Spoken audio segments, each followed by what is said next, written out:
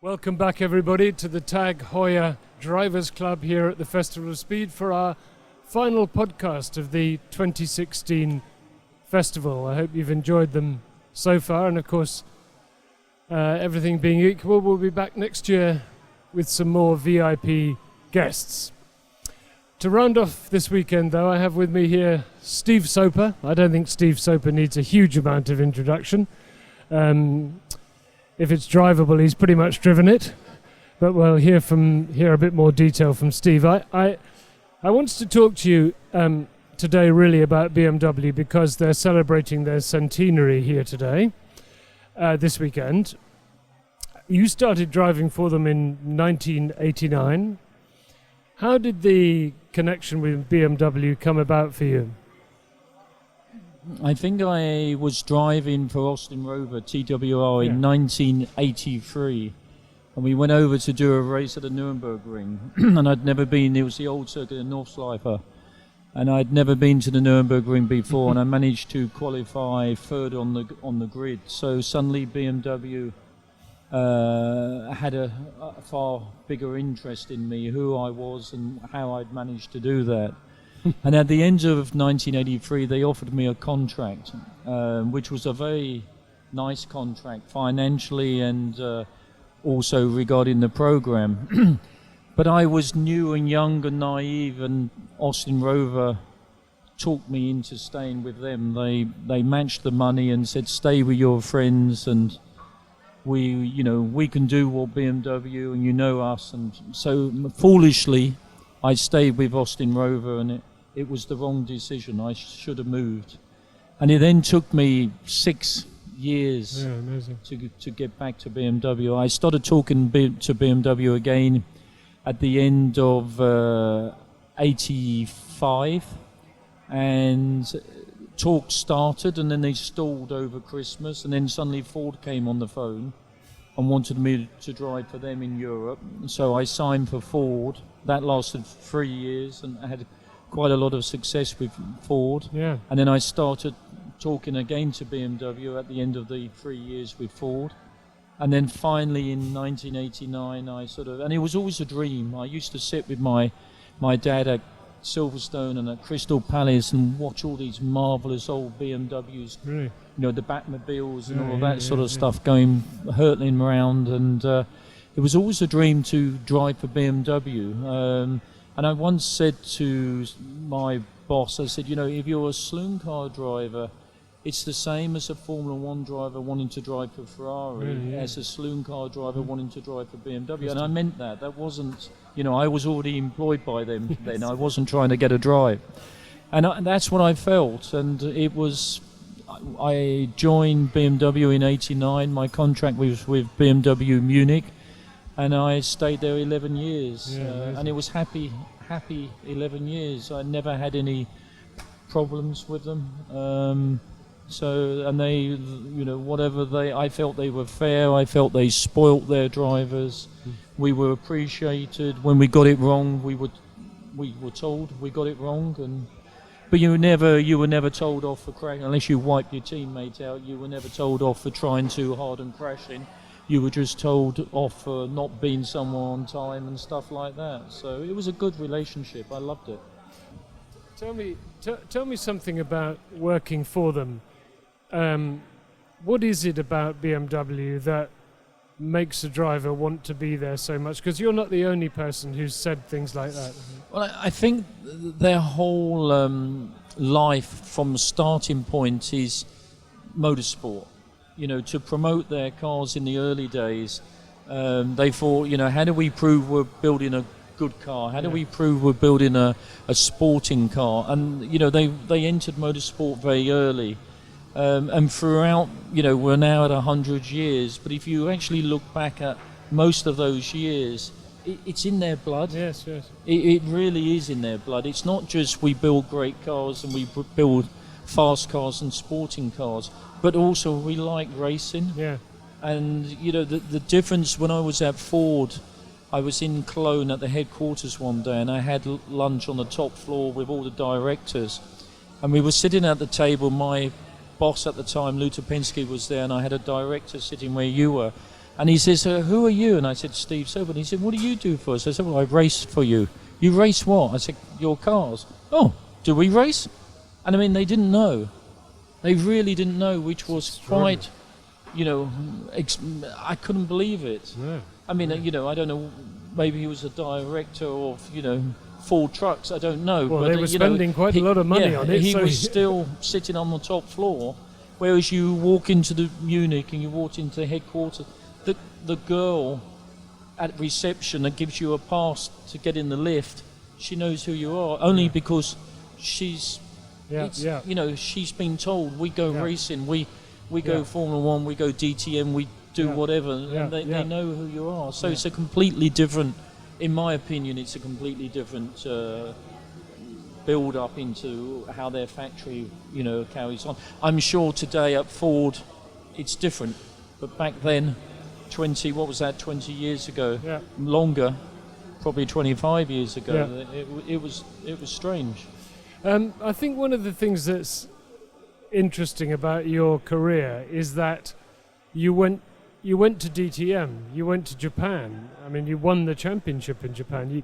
But a lot of saloon car drivers have tended, you know, they've stayed in the BTC. Or was that ambition or a sense of adventure? I think it was a sense of adventure. I'd spent 7-8 years as an amateur trying to make myself a good enough driver to become professional. And so I traipsed up and down the UK. I'd driven around all the circuits for 8-9 years. I towed the cars on a trailer. I slept in the cars overnight. So all of a sudden, to be offered to go, you know, having a choice of BTC or DTM or even a lesser championship in Germany or Italy or Japan was a great adventure. And I sort of looked at it, well, I've done everything in BTC. I've done everything I want to do in England, but I haven't conquered Germany or Japan or Italy. I put it down to, you know, a footballer might be playing for Manchester United, but he would rather be maybe playing for Madrid or you know, somewhere like that. And that was the same with me. And the great thing about BMW, they had all these programs around the world. So it wasn't, well, we're only doing England, take it or leave it. It was, you know, if you sort of said, well, you know, what else is available? I'll do anything. Sometimes I had the choice, sometimes I didn't have the choice, but I always picked a country that I haven't driven at. And Germany wasn't great because actually there weren't many racetracks. Most of them, you know, Hockenheim, Nürburgring, 2 Nürburgrings. Yeah. The rest were man-made airfields or Singen or Neuschring, places like that. So you could argue that England was far better. Lots of variety, But that's what appealed to me. And you know, I went around the world a few times on BMW's race program, whether it was Japan or America, Australia, Bathurst, New Zealand.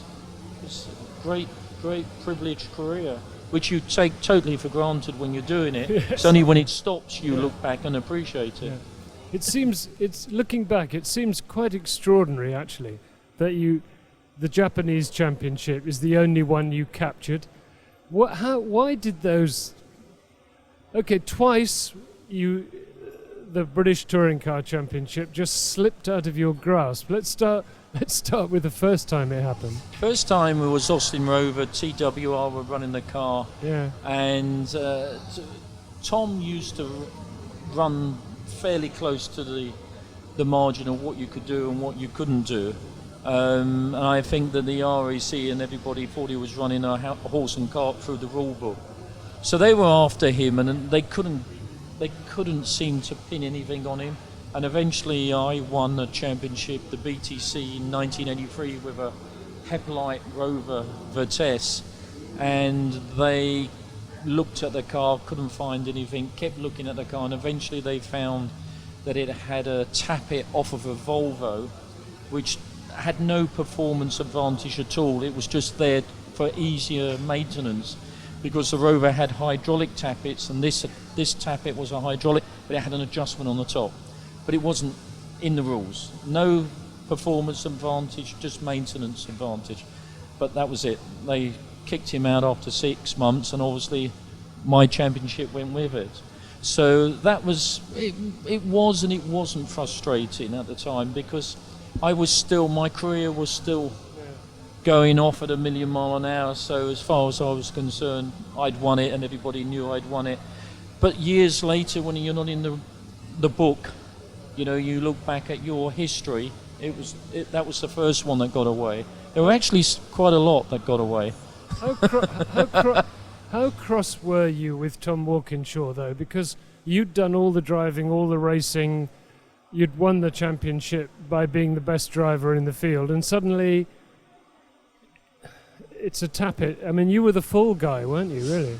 I came out as the fall guy, but at the time I was still...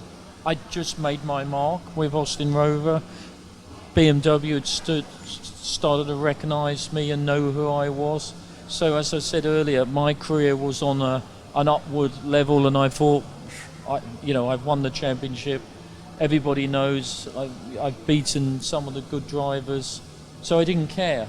Later, you're not in the record book, so it's more hurtful later. In 93, I had another shot at BTC, BMW Top Team Schnitzer. It was regarded as my program. I'm the Brit. Germany was coming over to win the BTC. We just stopped DTM, so it was where do we go? So the main program was BTC. Let's win that. And unfortunately, I had Joe Winklock as my teammate, and he didn't understand it was my championship. He thought it was his. And unfortunately, and I can't criticise him, he beat me fair and square. I can moan that I was unlucky and I had more mechanical failures, but I also had a couple of accidents. At the end of the day, he beat me and he drove very, very well. He's hard to beat anyway. I can beat him if he's having a slightly off day and I'm having a slightly good day, but he's very hard to beat. And the last few races, he just was on a roll and he beat me by a few points. So another one got away. Then we're later on in 96, I went to Japan, won the championship in Japan. The deal was that with BMW, if I went to Japan for a couple of years until I won the championship, or BMW won the championship, I could pick my program after that.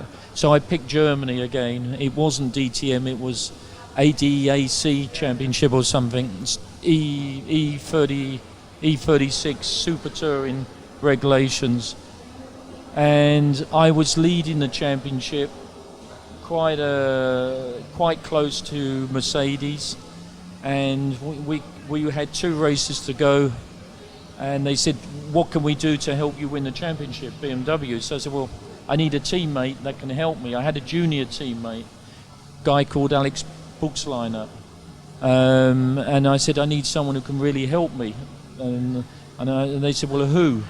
So I said, well, if Shikoto will agree to help, I'll take Shikoto, but only if he wants to help me. If he wants to promote himself and his own ego, then I won't take him. So anyway, Johnny said, yeah, okay, I'll come and help for the last 2 races. And we went to Avers, Berlin, and Johnny helped in qualifying, and with a lovely slipstream, because all it is 2 motorways up and down with 2 hairpins at each end. I was on pole, the race starts, off we go, and I'm in the lead, and I've got a Mercedes about 2 seconds, 2 seconds behind, and then Johnny's in 3rd or 4th place, and my young junior teammate has an accident and is going back to the pits with all the steering like this, car quite badly damaged but still drivable, and I'm coming up to lap him, and I'm thinking, Alex, you've seen me, and all of a sudden he changes direction and wipes me out. So another championship gone, So there's a few. 94, I led the Japanese championship until the last race, or we were in a position to win it on the last race, and that went wrong. So 95, we did succeed in that. But from a driver's point of view of being employed, if I'm always employed, then obviously my employees didn't care that I wasn't winning championships. I was employed because I was competitive and I gave everything. That's what I was told. So, providing Revalia won or Winkelot won, I could still win races and I could still, do what they wanted me to do. So it's only now when you're older and wiser that you look back and think, why aren't I in some of these records that got away? I think we should talk about the move into sports car racing, particularly with McLaren, because what a car. I mean, looking from the outside, I mean, that's got to be one great car to race, with a fabulous engine, a great car. But Le Mans, sports car racing, particularly Le Mans, is a completely different discipline. It is and it isn't. I Right. did Le Mans the first time in 82 or 83 in a Mazda. No chicanes, just long straights, a little C2 car, but it still did over 200 mile an hour down the straight. And I promised myself in the middle of the night that if I survived, because it frightened the life out of me, and I said, if I survive, I'm never ever coming back to this place. And I turned from 1982, 83, whichever year that was in that Mazda, I turned drives down that I was offered for the next 10 years. And we did finish in 82 in that Mazda. We finished second in the class and 12th overall, despite we tried to break the car from, the first hour. We hated this car. It moved around on the straight. It was aerodynamically, it was not very good, and it was scary. So I was driving with James Weaver and Jeff Allen, and we did try to break it for 24 hours, and the stupid little car wouldn't break. So it finished. So then BMW said in 96, okay, we're going to do Le Mans. You don't like it though. Do you want to be part of our program? Because we're going to do it until we win it. So are you in or you're out? You're not out of the company. You can go and still race touring cars, but this is a program. So I said no. Okay, if we're going to do it properly, and we're going to do it with BMW, this is the biggest race I could ever win. In my world, it's Indianapolis. Well, I'm not an IndyCar driver. I can't win that. It's Monaco Grand Prix when I'm not a Grand Prix, but I could have the Le Mans trophy on my mantelpiece. So I said, yes, okay, let's do it. And the first attempt for the factory team with a factory Schnitzer or Bugatti, it was Bugatti in 96 with a McLaren short tail. The car was fantastic, but I still had problems there because Gordon Murray said he only wanted Formula One drivers in the car. So he said, I'm not sure about this Soper guy. So anyway, we did some testing, and he very begrudgingly sort of said, okay, yeah, you look as though you're okay. Then we went to Silverstone, and I put it on pole by about a second and a half and led the race until we ran out of fuel. So then Gordon accepted me as a sort of sports car McLaren driver. 96 was not a good year. 97 they produced the long tail. We did an FIA GT World Championship, which was a lovely championship to do. Yeah. We went to Japan and all sorts of places, and obviously America, and part of it was Le Mans. Again, the 97 car was fast enough to win, and I feel it should have won, but our car hose blew off after about 4 hours, and then we lost 38 minutes in the pits, and then we were out of it. Eventually, I was driving with Nelson Piquet and JJ Leto, and eventually we clawed our way back to about, 12th or something by 9 o'clock the next morning. But then JJ crashed it, and I don't think any of us were too well. Probably the team were, but driver-wise, I don't think anybody was too disappointed. What was it like for a saloon car driver to be with people like Nelson Piquet? You've already mentioned that Gordon Murray only just about accepted you because you weren't a Formula One. Was there a bit of a sort of class structure about all of that? I don't. If there was with people like JJ, I mean, I've driven with lots of sort of other Formula One drivers over the years, from Martin Brundle to Nannini and Boutsen, JJ Nelson. If there was, I never thought there was. I was accepted for the job I could do in the car. At the time of driving with Nelson, Nelson's career was over. Yeah. He was still racing for whatever reasons were going on in his world, but he'd already won world championships and he'd won, everything. JJ again, his Formula One was over. So with Nelson, I was quicker than Nelson in the McLaren. JJ, I wasn't. JJ was quicker than me, but JJ would help and would sit with the data, and if I was 8 tenths off consistently, JJ would get me up to his level. So there was a great mental, let's say, teamwork in everyone getting the maximum out of each other. And if you think, JJ didn't need me to be 8 tenths off, he needed me to be closer to him because we're driving the same car. So JJ I had an awful lot of respect for. I did several years with JJ Leto, and he was a good teammate. I thoroughly enjoyed it, but I did give up trying to beat him. When we started with the McLaren and we said, okay, you qualify the first race, I qualify the second race. You started at the first race, I'll start the car. After 3 races, I said, you qualify and you start it. I'll do the setup. So he said, okay, you do the setup, because he said, I like your setup, and he says, let me qualify. So that was the team, because I just couldn't do the lap time. Over one single lap, he was unbelievable. Fastest guy I'd ever met in my life, JJ Leto. Unbelievable, yeah. I must say, you're incredibly honest for a racing driver.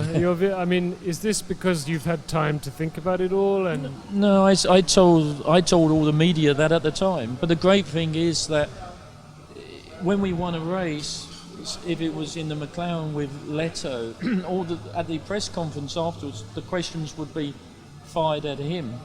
And he would always bring it back around to me and say, look, don't forget my teammate. He got the car, the brakes were gone, the tyres had done 3 stints, I'd hit the front splitter on this, and he still was able to keep first place with a car that I was. So there was a great respect and nice relationship between the two of us. He never took all the glory, but he was, doesn't matter what you are, if you're a boxer or if you're a racing driver, there's always someone out there that's going to beat you, and you're stupid if you don't accept it.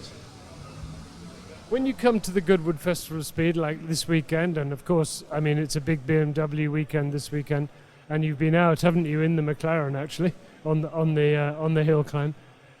It's great because you're a part of the history of it. It must be quite fun to walk about and think, oh, I remember that. I did that. I drove that. That was a bit of a box. That was. It is actually. I've got a pretty good memory, although my career. I'm now 65, so my career is sort of 40 odd, more than 40 years. And my memory's pretty good, but actually before I came in, knowing I was driving the McLaren, I couldn't remember how many races I'd won in it. I couldn't remember if it was 3 or 5 or 6. So I got the book out, the yearbook, out of the 97 year when we finished second, and it was actually four victories, which slightly disappointed me because I was hoping it was 5 or 6. So it's even then I have to revert back to the book to remind me what a great car I'm going to drive at this fantastic event that we all love. You mentioned earlier on about going to watch with your dad and thinking, I want to do this, and you did it.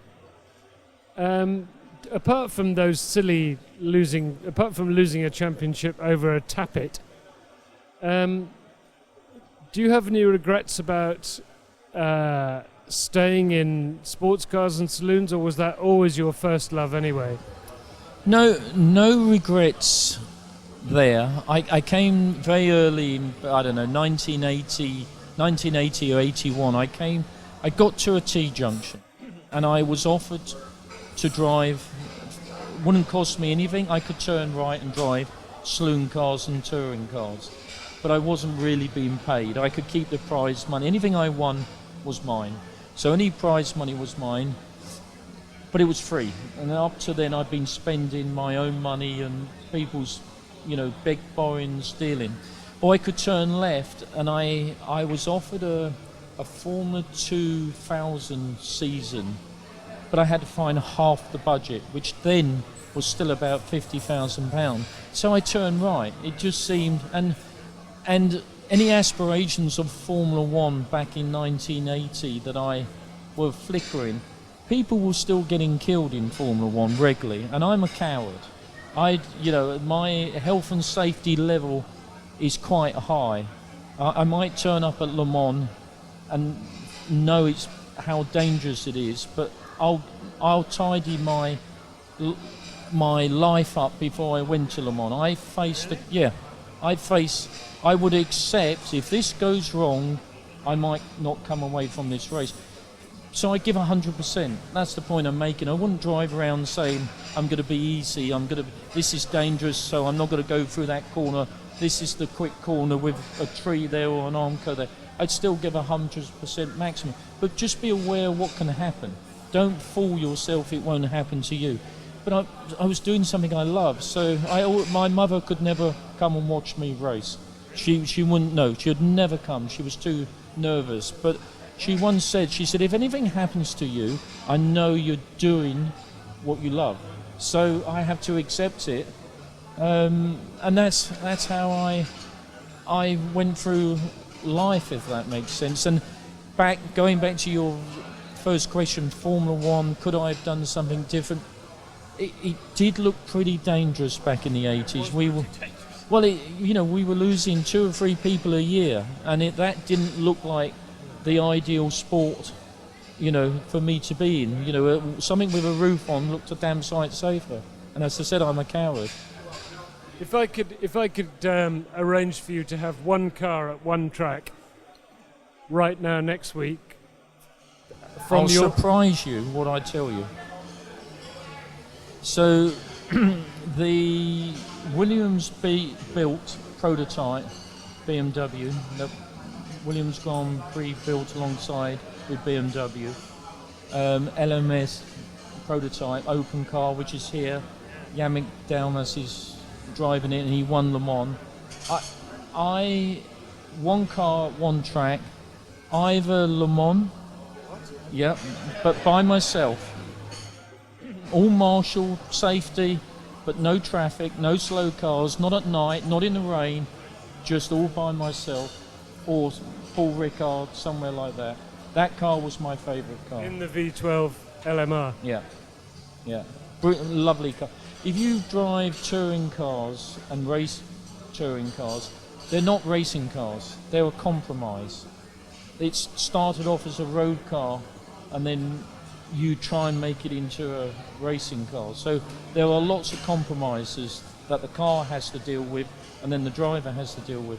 If you drive a car that's been built by a Grand Prix team like Williams, there's not any, the compromises are only around the regulations. They're not it's a purpose-built racing car, and it's still my favourite racing car that I've ever driven. There's a story, if you've got time, there's a story though behind that. Another one that got away. So, Tom Christensen and I, BMW got involved with Williams in '98. The first car Williams built was the very first ever sports car prototype they'd ever built. It wasn't the greatest of cars. Tom Christensen and I did an awful lot of testing of it, but when we entered Le Mans, the car wasn't great. It was competitive, but it wasn't that nice to drive, and it failed. It failed on wheel bearings after about 3 hours. So then they built an evolution of the 98 car, which is obviously the 99 car. And it's so different. The wheelbase is longer, aerodynamically it's better, it's got more downforce, more suck. You sit in it nicer, it's more comfortable. Everything is right. Beautiful, beautiful car. So again, Tom Christensen and I do an awful lot of the testing and development of it. And Le Mans is coming, and I'm meant to be in the car with Tom and JJ, and then the other car has got, rudely, we used to say, the three midgets in it, which is Dalmas, Martini and Winklock. And actually Eric's is not much smaller than me, so but that's what we said. I was in the grown-ups car, they were in the midgets car. And then all of a sudden my boss has been sidelined in BMW, and the new boss is Gerhard Berger. So suddenly he says, I don't want you in a 99 car. I want you to drive the 98 car with Thomas Bashir and Bill Oberlin. And I say, what? He said, I only want Formula One drivers. So, a few years later, we've gone full circle. And so I got pulled out of that car at the last moment into the 98 car. And the final deal was, I said, I was getting nowhere. And I said to Gerhard, talk to Williams, talk to Snitzer, look at the times. They'll tell you how quick, how I am compared to Tom Christensen, blah, blah, blah. No, Gerhard's very headstrong. Yeah. It's his way or no way. So I was pushed into the other car, and I said to him, if you go to America, because there was a rumour that after Le Mans they might take the car and race it in 5 races in the LMS, American Le Mans Series, I said, I want to do that. I'll drive the 98 car. I called the 98 car something else, but I won't tell you what that is. But I'll drive the 98 car, providing you bring me back into the 99 car for the second part of the year. And he said, okay, deal. And that's what happened. So the 99 car won. To be fair, it was the midgets car that won. The other car crashed. And I finished 5th in the 98 car with Thomas Bashir. I did 14 hours of the 24 hours. Thomas didn't drive at night, so Bill Oberlin and I did all the night stint. We finished 5th, hardest race I'd probably ever done. And the 99 car, which I'd done all the hard work in, won.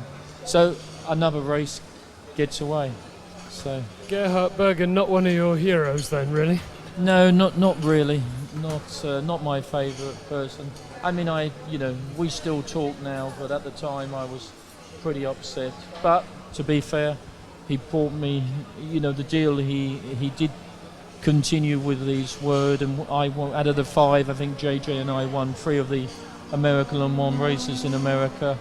So it sort of made up. But obviously, the Le Mans trophy, another one got away, a big one got away. And you're not going back there now, are you? No, I doubt it. Although my daughter did say the oldest guy taking part in the Le Mans that's just gone was 68 or so. She said, Dad, you could, wait another few years and you could be the... I said, yeah, thank you. Thanks very much, darling. Let's finish on 2016 British Touring Car Championship. I went to the round at Thruxton this year. I had a spare weekend. They invited me. I thought, yeah, I'm going to go. I just had such a fantastic time. It was so exciting. Huge crowd, wheel-to-wheel stuff. I just loved it. What is it about it, Steve, that after, what is it? It's decades now of this. Really pulls the fans in. Somehow, I don't know if it's Alan Gow or whether it's the manufacturers or the two together. It's just great motor racing, isn't it?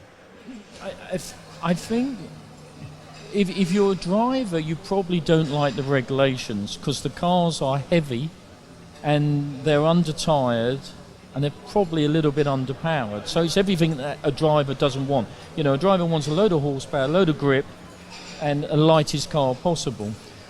But the regulations make it like a one-make championship. So the regulations, they don't want someone to have an advantage. If you're a racing driver, you want a huge advantage. You don't want to be driving around pack racing. Pack racing is out of your control. Someone can take you off and you can be, an innocent bystander. But from the spectator point of view and the TV point of view, pack racing, one mate racing that's what the crowd loves. And there's an awful lot of door handle to door handle racing. I don't know how clean and how acceptable some of the moves that seem to be allowed today. I would say they weren't, actually, would you? I would say they were... Well, there seems to be a push and pass move that's allowed. So you can come up behind someone, give him a push under braking so he sort of misses the apex. And you know, I don't get it, but I don't understand some of the NASCAR rules either. So, you know, if it works and it's still pulling the crowds, and you know, I watch it on TV. It's good TV viewing. You know, I still know Plato and I still know Matt Neal, and I'm quite friendly with Matt and Gordon Shedden. So if I'm in, I'm on the TV watching. You know, because it's great, as you say, it's great entertainment. Push and pass in NASCAR, that's at 200 miles an hour. That's probably it's a little bit different. Yeah, maybe. But I mean, all you need is someone who doesn't quite know where to push and pass. And if he did that as you were entering church at Thruxton, as you just said, it wouldn't be a good outcome. But you know, I'm not doing it, so it doesn't affect me. Thanks so much. It's been really good fun to talk to you. It's a great story. We've hardly touched on it. Yeah, but, you're right. Yeah, there's a book in here, isn't there? There is a book. Unfortunately, I need to wait a bit longer so that a lot of the real true stories, the people have died and they can't sue me, because if I write a book, I'll want to tell it all. And there's a lot of controversial stuff in there. And I can't actually write a book. As you said earlier, I'm very honest. So I want to tell everything. As what went, you know, the cheating, the people who cheated, the people who didn't cheat. Do you know what? I'll tell you something. I'll tell you something. I'm so pleased to hear that, because so many books don't tell you anything that you didn't read in Autosport. So if you're still around when they've all gone... The problem is some are younger than I am. We'll see. Steve Soper, well done. We need to take legal counsel on it before it goes to get published, to see what I can do or what can't happen to me. Steve Soper, everybody, fantastic. What a career, what a guy. Good fun, a great way to finish here at the Festival of Speed this year in the Tag Heuer Drivers Club. Hope you've enjoyed everything that we've been doing. And of course, all these are on the Goodwood Road Racing website and on YouTube as well. Thank you to Alex, who's been doing the sound and the vision for the last 3 days. Thank you for watching. See you again. Bye-bye.